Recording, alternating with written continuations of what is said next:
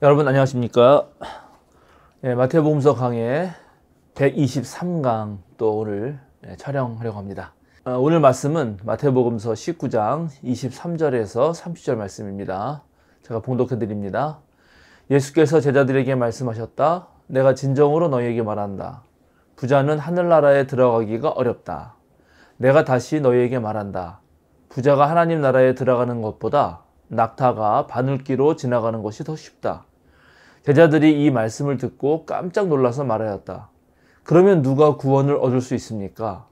예수께서 그들을 눈여겨보시고 말씀하셨다. 사람은 이 일을 할 수 없으나 하나님은 무슨 일이나 다 하실 수 있다. 이 말씀을 듣고 베드로가 예수께 말하였다. 보십시오. 우리는 모든 것을 버리고 선생님을 따랐습니다. 그러니 우리가 무엇을 받겠습니까? 예수께서 그들에게 말씀하셨다. 내가 진정으로 너희에게 말한다. 새 세상에서 인자가 자기의 영광스러운 보좌에 앉을 때 나를 따라온 너희도 12보좌에 앉아서 이스라엘 12지파를 심판할 것이다. 내 이름을 위하여 집이나 형제나 자매나 아버지나 어머니나 자식이나 땅을 버린 사람은 100배나 받을 것이요 또 영원한 생명을 물려받을 것이다. 그러나 첫째가 된 사람들이 꼴찌가 되고 꼴찌가 된 사람들이 첫째가 되는 경우가 많을 것이다. 지난 강의에서 그 영원한 생명을 얻으러 온 부자 청년이 예수님 말씀을 듣고 떠나간 사건 살폈죠. 그 청년은 모든 율법의 말씀을 지켰다고 했지만 가진 것을 다 팔아서 가난한 사람에게 주고 그리고 와서 예수님을 따르라는 말에 실망해서 근심하면서 떠나갔습니다. 가진 것이 많았기 때문에 그것을 포기하는 것이 그만큼 어려웠겠지만 가난한 사람들에게 주는 것이 하늘의 보화를 쌓는 것이라는 사실, 그리고 진정으로 예수님을 따른다면 실제로 모든 것은 하나님께서 공급해 주신다는 그 믿음이 없었기 때문에 그 사람은 예수님을 떠나가고 만 것이죠. 그 청년이 떠나가자 예수님은 오늘 제자들을 향해서 한마디 더 하시죠. 내가 진정으로 말한다. 부자는 하늘나라에 들어가기가 어렵다. 부자가 하나님 나라에 들어가는 것보다 낙타가 바늘기로 지나가는 것이 더 쉽다. 이 말씀을 듣고 제자들이 깜짝 놀라죠. 물론 우리도 깜짝 놀랍니다. 정말 영원한 생명을 위해서 부자가 되면 안 되는 것일까요? 왜 예수님은 부자가 하늘나라에 들어가기가 어렵다고 한 것일까요? 여러분들 생각은 어떠합니까? 부자가 하늘나라에 들어가기 어렵다. 아니 어려운 정도가 아니라 사실 거의 들어갈 수 없다라고 하신 이유는 오늘 우리가 읽은 본문의 마지막 절에 그 실마리가 있습니다.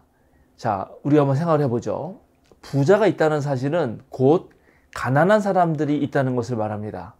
즉 내가 부자라면 누군가는 가난하다는 것인데 이것은 하나님 앞에서 모든 사람이 평등해야 한다는 그 하늘나라 원칙에 어긋납니다. 우리가 읽은 본문의 마지막 절은 첫째가 된 사람들이 꼴찌가 되고 꼴찌가 된 사람들이 첫째가 되는 경우가 많을 것이다 라고 했죠.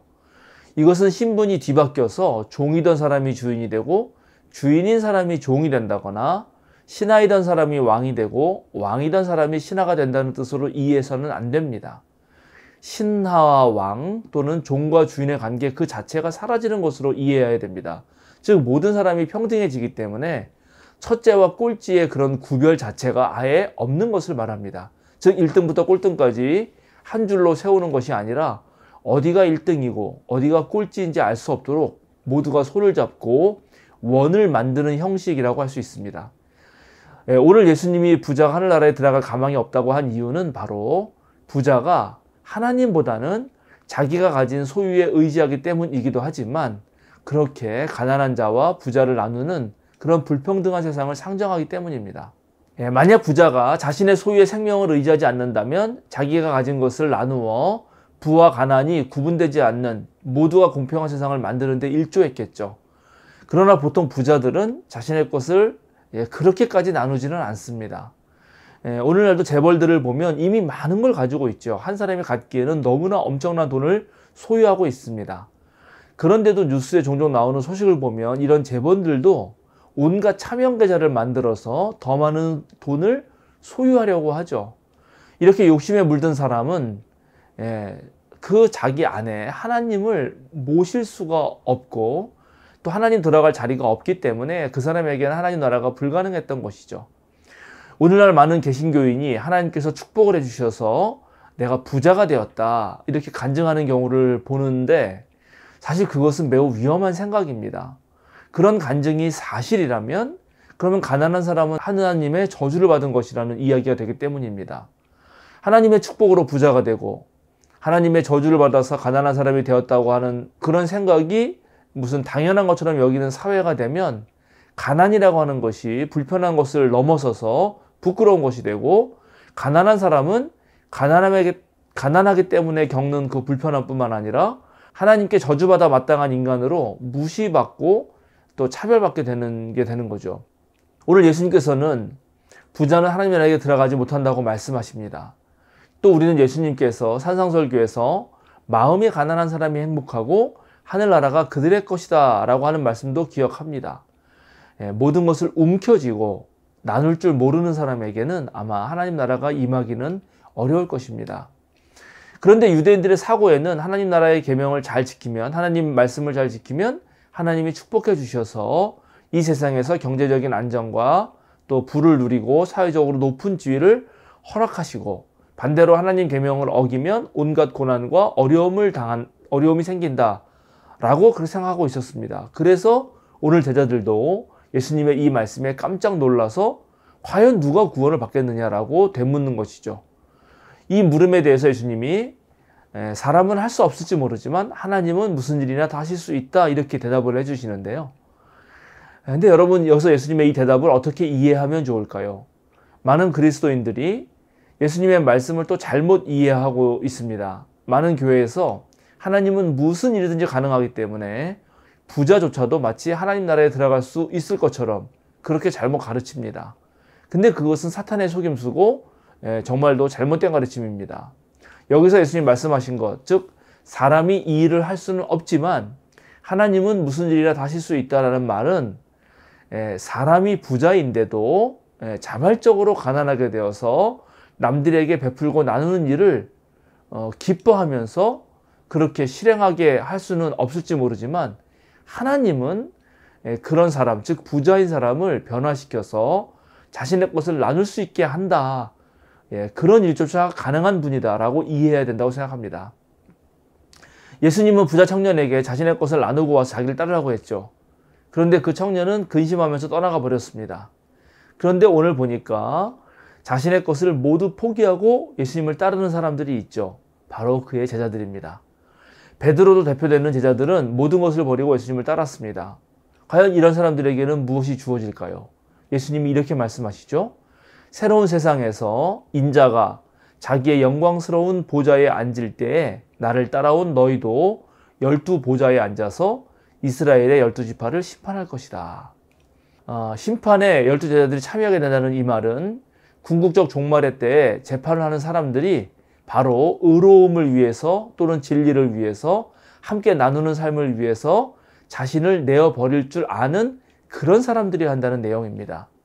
많은 사람들이 공적인 일들에 나서죠. 정치인들이나 법조인들, 또 가르치는 일을 하는 사람들, 또 목사나 스님이나 신부같이 종교 지도자들이 그렇습니다.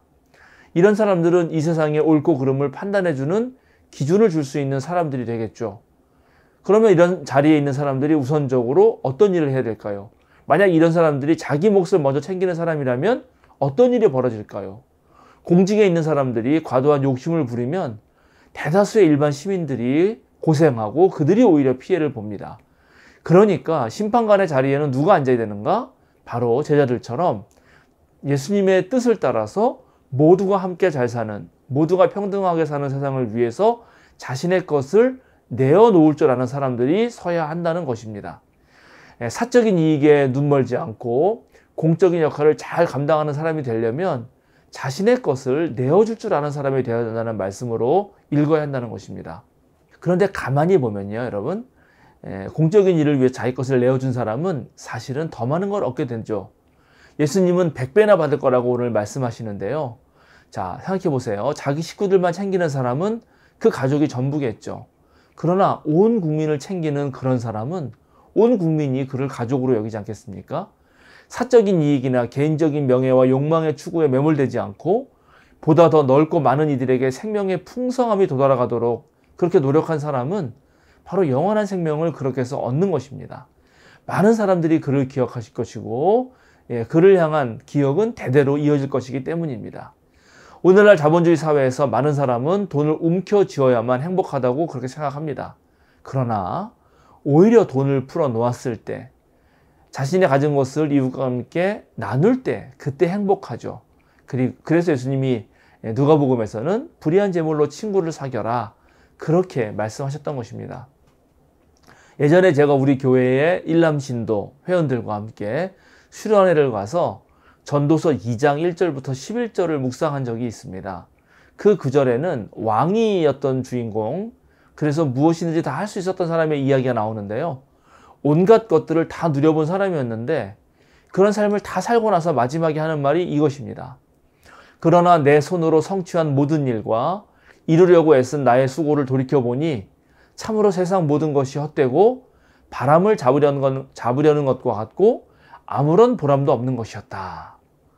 그래서 제가 이 구절을 놓고 그 나이 지긋한 우리 일남신도 회원들에게 질문 던졌습니다. 본문의 주인공은 원하는 것을 다 얻고도 허무함을 느꼈습니다. 사람은 왜 쾌락과 성공과 또 많은 소유에도 불구하고 만족하지 못하는 것일까요? 이 허무함을 채우기 위해 정말 필요한 건 무엇일까요? 그럴 때 이제 집사님 한 분이 대답을 해주셨는데 아주 명답이었고 제 기억에 남아 있습니다. 사람은 사랑하는 이에게 자신의 것을 내어줄 때 허무함을 잊어버립니다. 정말 그렇죠. 누군가에게, 특별히 사랑하는 사람에게, 또 도움이 필요한 사람에게 자신의 것을 내어줄 때 우리는 허무하다는 생각을 하지 않는 것 같습니다. 우리는 이미 예수 그리스도 안에서 하나님을 만났고 그 덕분에 우리 생명사랑교회, 생명사랑 신앙공동체를 통해서 또 믿음의 형제자매들과 더불어서 많은 것을 이미 얻은 사람들입니다. 공동체의 삶을 살다 보면 주면 줄수록 더 풍성해지는 그런 기적 같은 일들을 많이 경험하게 됩니다. 처음 교인들도 그것을 느꼈습니다. 자기 아버지만을 아버지라 여기지 않을 때 많은 아버지나 어머니나 형제나 자매를 만날 수 있었기 때문이었습니다. 능력 없는 우리 자신의 욕심을 버리고 무엇이나 가능한 하나님께 모든 것을 맡김으로써 바로 그로부터 참된 풍성함과 행복과 기쁨을 나눌 수 있을 것입니다.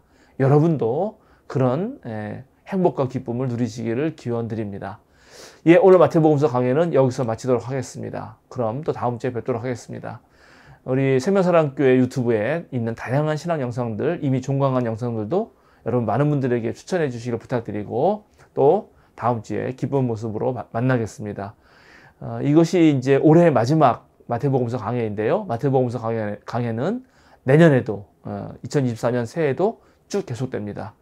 새해 복 많이 받으십시오.